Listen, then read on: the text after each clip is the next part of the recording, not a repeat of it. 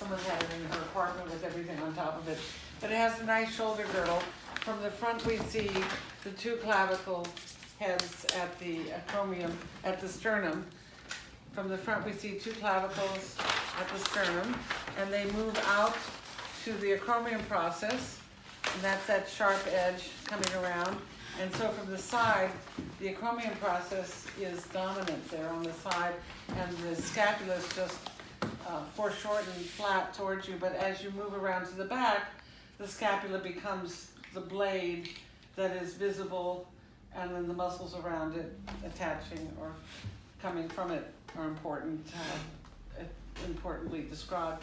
And the coracoid right here in the front, the part that hurts, is coming like a finger poking towards the arm. So we have clavicle, coracoid, acromion process, and then the blade of the scapula, and that should be parallel at rest, parallel with the vertebral column, or the backbone.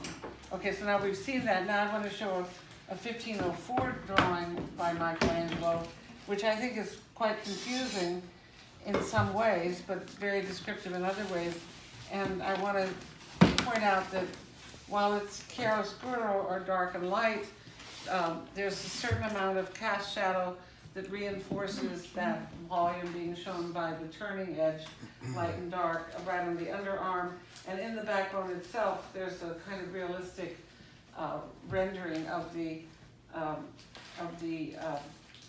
back. This one is it 1501?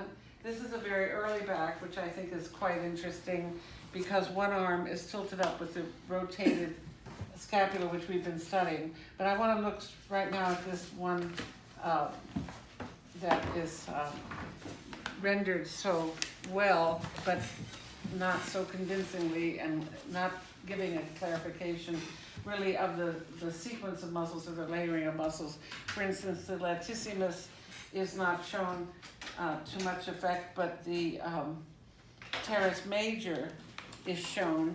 So I'm going to show first where this the backbone is. We're coming down to the 7th cervical, 1st thoracic, and then the backbone down to the bottom of the rib cage, which would be there, with a darkness for the 12th rib probably, and the turning.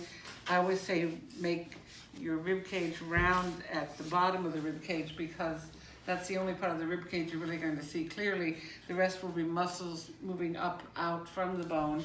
Then we have the root of the spine of the scapula here, and we actually have the whole shape of the scapula being shown from the spine coming up here to the acromion process, and then of course the deltoid jumping off from that.